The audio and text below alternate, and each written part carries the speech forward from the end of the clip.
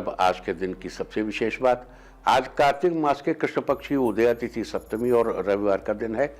सप्तमी तिथि आज सुबह 7:30 तक थी, उसके बाद अष्टमी तिथि लग गई थी। अष्टमी तिथि आज पूरा दिन पूरी रात पार करके कल सुबह 6:51 तक रहेगी। आज अहोई अष्टमी है। अहोई अष्टमी का त्यौहार करवा चौथ से 4 दिन बाद और दीपावली के 4 दिन पहले मनाया जाता है। ये त्यौहार संतान के लिए किया जाता है। इस दिन माताएं अपने बच्चों के सुखी जीवन, उनकी खुशहाली, लंबी आयु और उनके जीवन में धन धान्य की बढ़ोतरी के साथ ही करियर में सफलता के लिए व्रत करती हैं। साथ ही जिनकी संतान अभी तक नहीं हुई है, वो महिलाएं भी संतान प्राप्ति के लिए अहोई अष्टमी का व्रत कर सकती हैं। इस दिन अहोई माता की पूजा की जाती है और पूरा दिन व्रत करने के बाद शाम के समय तारों को अर्घ्य देकर व्रत का पारण किया जाता है। कुछ लोग अपनी मान्यताओं के अनुसार चांद को अर्घ्य देकर भी व्रत खोलते हैं। ये थी अहोई अष्टमी की चर्चा और अब बात करते हैं आज के योग और नक्षत्र की।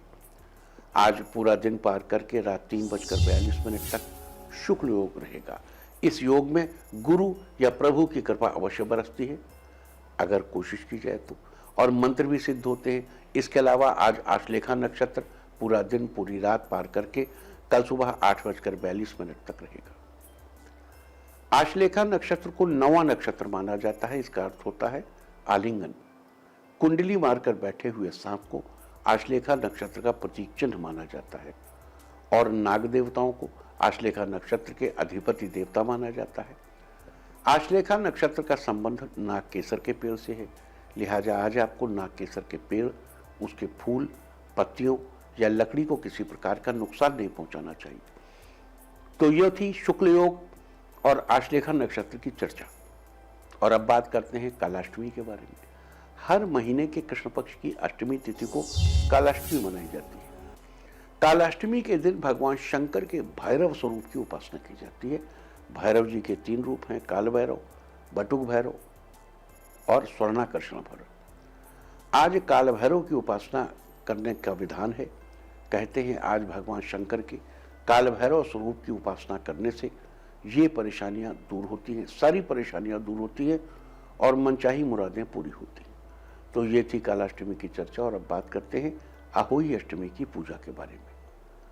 आज सुबह स्नान ध्यान के बाद साफ कपड़े पहनकर श्रृंगार करके महिलाएं व्रत का संकल्प लें कि मैं संतान की लंबी आयु एवं सुखमय जीवन हेतु अहोई माता का व्रत कर रही हूँ। अहोई माता मेरी संतान को दीर्घायु, सुखी एवं स्वस्थ करें। फिर पूजा के लिए घर की उत्तर पूर्व दिशा को साफ करके वहाँ लकड़ी की चौकी बिछाएं, उस पर लाल कपड़ा बिछाकर अहोई माता की तस्वीर रखिए। कुछ लोग दीवार पर गेरू से भी अहोई माता का चित्र बनाते हैं। इस चित्र में अहोई माता, सूरज, तारे, बच्चे, पशु आदि के चित्र बने होते हैं। बहुत सी महिलाएं चांदी की अहोई भी बनाती हैं, जिसे चांदी की गोलियों के साथ पिरोकर पूजा के समय गले में पहना जाता है।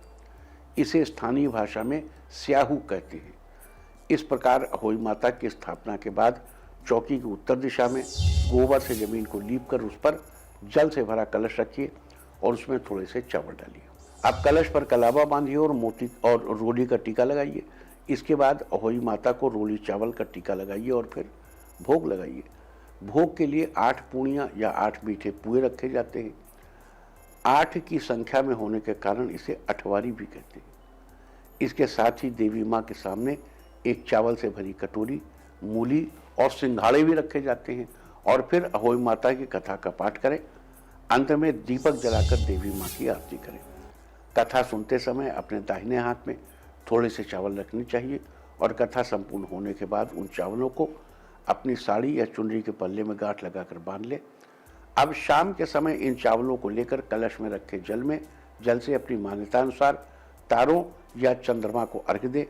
बाकी पूजा में रखी सारी सामग्री को, चावल से भरी कटोरी, मूली, सिंघाड़े, मीठे पुए या पूड़ी का प्रसाद, ये सब ब्राह्मण को दान कर दें। इसके अलावा अहोई की तस्वीर के संदर्भ में ऐसी मान्यता है कि इसे दिवाली तक लगाए रखना चाहिए। तो ये थी अहोई माता की पूजा की चर्चा और अब बात करते हैं अहोई अष्टमी के दिन किए जाने वाले खास उपायों की। अगर आपकी अभी तक कोई संतान नहीं है और आप संतान पाना चाहते हैं तो आज भोजपत्र पर अष्टगंध से या फिर सफेद कागज पर लाल पेन से 201 बार संतान सुख पाने का यंत्र लिखें। यंत्र की फोटो हम आपको टीवी स्क्रीन पर दिखा रहे हैं। आपको ऐसा ही यंत्र बनाना है। आज इस यंत्र को बनाकर अपने पास रख लें। आने वाले रविवार से अगले 11 दिनों तक फिर से प्रतिदिन भोजपत्र या सफ़ेद कागज पर 201 बार ये यंत्र लिखे, और जब 11वें दिन तक यंत्र लिख चुके तो शुरू से लिखे सारे यंत्रों को इकट्ठा करके उनकी पूजा करें और संतान प्राप्ति की प्रार्थना करें। पूजा के बाद इन यंत्रों को बहते जल में प्रवाहित कर दें। अगर अब इसके अलावा एक और उपाय नोट करिए, अगर आपके बच्चे को नशे की लत है तो उसे इससे छुटकारा दिलाने के लिए आज सुबह स्नान के बाद अहोई माता की पूजा करके सूर्य देव को जल चढ़ाइए। साथ ही संभव हो तो तांबे का सिक्का जल में प्रवाहित करें। अगर आपका बच्चा पढ़ाई लिखाई में कमज़ोर है तो आज आपको विद्या यंत्र की स्थापना करनी चाहिए। इसके लिए आप धातु पर बना यंत्र ले सकते हैं।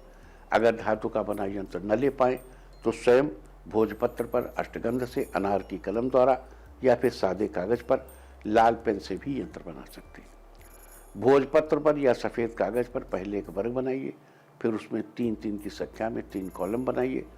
पहले कॉलम में बाएं से दाहिनी तरफ क्रम से 11, 1 और 8 लिखिए।